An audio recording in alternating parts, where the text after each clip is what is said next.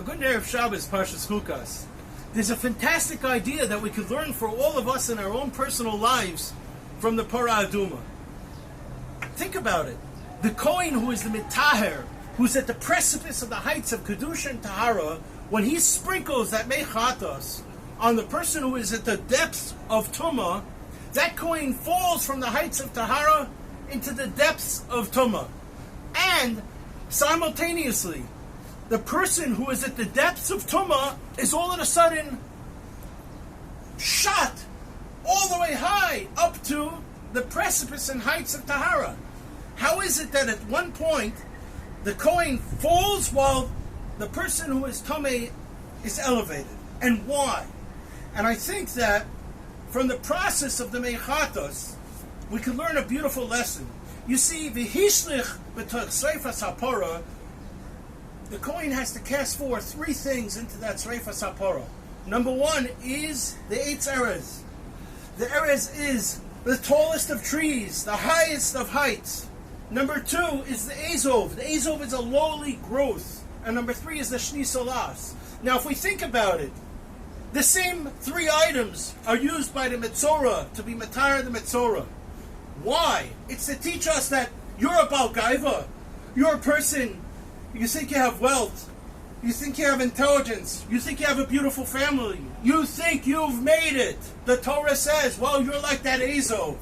Well, the other hand is your person who's depressed, the person who has anxiety, the person who's in financial dire straits, the person who doesn't have nachas from his children, Rahman al-Litzlan.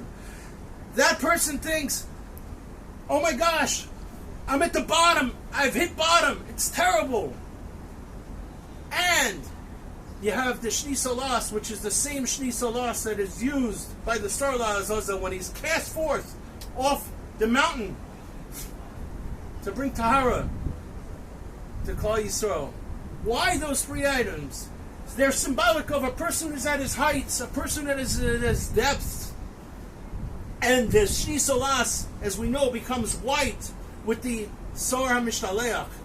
So the Sor HaMishtaleach Shni Solas indicates change. So what the Parah Aduma is doing is it's taking that person who's at the heights and the person who's at the depravity of his depths, and it's telling him the Shni Solas means you're going to change. So no matter where you are as a Yid in your cycle of life, whether you're at the top, realize there's a Galgal Choser Ba'olam. Rahman al-Litzlan. If you're not respectful, you may have a fall. And on the other hand, the person who's at the depths, there is no such thing as being at the depths long term. The Rabbi Yishem will elevate you and bring you from the depths all the way back to the heights. And that is why I believe that the Kohen who is at the heights of Tahara falls to the depths of Tumah, and the person who is about to become Tahar escalates and elevates and is cast forth like a rocket ship from the depths of Tumah and depravity to the heights of Tahara, all in that same exact process.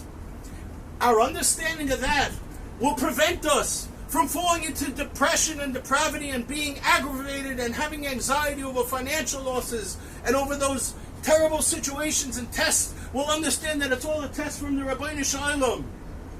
And that understanding will carry us swiftly through that cycle. May we all be Zoicha B'Karv Mamish to receive the sprinkling of the Meipara Aduma, which will herald in Mashiach Tzidkenu B'mhera B'Yameinu. Have a wonderful, wonderful Shabbos.